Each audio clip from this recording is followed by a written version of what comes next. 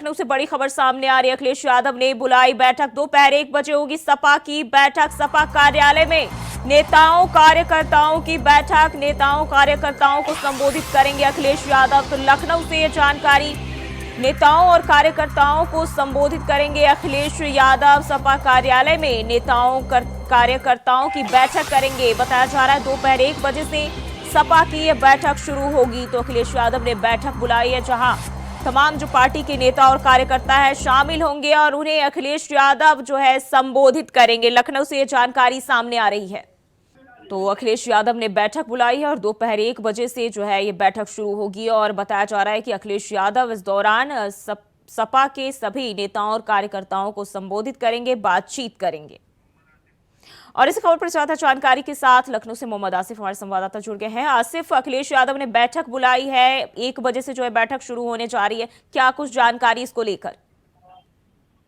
जी बिल्कुल, जूही बता दूं कि समाजवादी पार्टी प्रमुख अखिलेश यादव लोकसभा चुनाव को लेकर काफी एक्टिव नजर आ रहे हैं और हर रोज पार्टी कार्यकर्ताओं और पदाधिकारियों के साथ मंथन किया जा रहा है, क्योंकि अभी तक समाजवादी पार्टी ने जो 63 सीटें मिली हैं इंडिया गठबंधन में, 44 सीटों पर अपने प्रत्याशी घोषित कर दिए हैं। शेष अन्य 19 सीटों पर जल्द ही मंथन के बाद प्रत्याशी घोषित कर दिए जाएंगे। कल ही अभी समाजवादी पार्टी की 6 प्रत्याशियों की सूची आई, जिसमें नोएडा के प्रत्याशी को हटा दिया गया है। उनके स्थान पर अब दूसरा प्रत्याशी चुनाव लड़ेगा। तो कुल मिलाकर यह कहा जा सकता है कि जिस तरह से सपा प्रमुख अखिलेश यादव को जहां एक तरफ बसपा सुप्रीमो मायावती के जो है मुस्लिम फैक्टर से सामना करना पड़ रहा है, वहीं राष्ट्रवाद को लेकर बीजेपी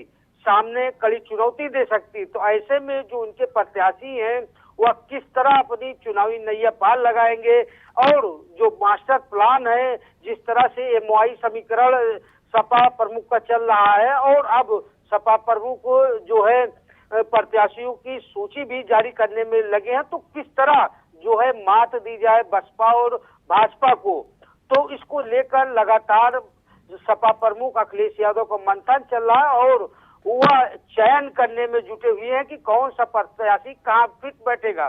क्योंकि जिस तरह से पल्लवी पटेल ने मिर्जापुर समेत 3 सीटों पर अपने प्रत्याशी घोषित कर दिए और उसके बाद सपा प्रमुख अखिलेश यादव ने भी यहाँ मिर्जापुर से बात करें तो मिर्जापुर से राजेश बिंद को मैदान में उतार दिया है। तो जिस तरह से जो तालमेल है कहीं न कहीं जो प्रत्याशियों को लेकर विकलता दिख रहा है। और वही बात करें पीलीभीत पर, तो पीलीभीत पर भी भगवंत शरण ने का एक बयान आ गया है कि अगर वरुण गांधी चुनाव लड़ते हैं तो वह अपनी सूर दे देंगे। तो कुल मिलाकर जी आसिफ, बात करें अगर अपना दल खैबराबादी की और सपा की, तो वो सपा जो है वो भी अपने मिर्जापुर सीट से अपने प्रत्याशी उतार चुकी है, जबकि खैबराबादी की ओर से भी 3 सीटों को लेकर ऐलान किया गया है और वो भी इंडिया गठबंधन के तहत। तो अब आगे का समीकरण इंडिया गठबंधन के अंदर कैसा होगा?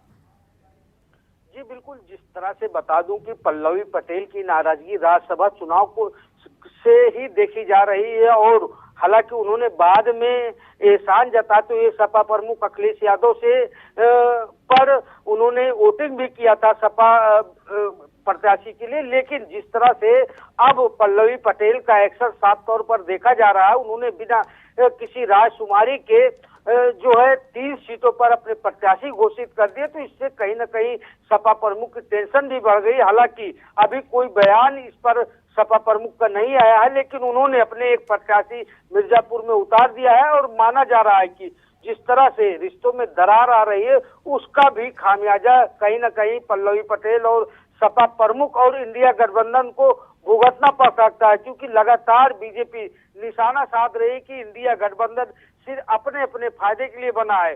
तो जो तस्वीर सामने आ रही है, जिस तरह से बिना किसी राजकुमारी के पल्लवी पटेल की पार्टी ने प्रत्याशी घोषित किया है और वहीं पर मिर्जापुर सीट पर सपा प्रमुख ने भी अपना उम्मीदवार उतार कर सभी को चौंका दिया। तो कुल मिलाकर यह कहा जा सकता है कि जो तस्वीर बन रही है, जो राजनीतिक समीकरण बन रहे हैं, कहीं न कहीं इंडिया गठबंधन का जो आपसी तालमेल है कहीं न कहीं गड़बड़ा भी रहा है। अगर बात करें भदोही सीट पर, तो भदोही सीट पर भी शुरुआत सपा प्रमुख अखिलेश यादव ने की है। अखिलेश यादव ने भदोही सीट पर टीएमसी उम्मीदवार उतार दिया और टीएमसी इंडिया गठबंधन से बाहर है। ममता बनर्जी ने इंडिया गठबंधन में शामिल न होने का ऐलान कर दिया। आसिफ, बहुत बहुत शुक्रिया आपका तमाम जानकारी के लिए।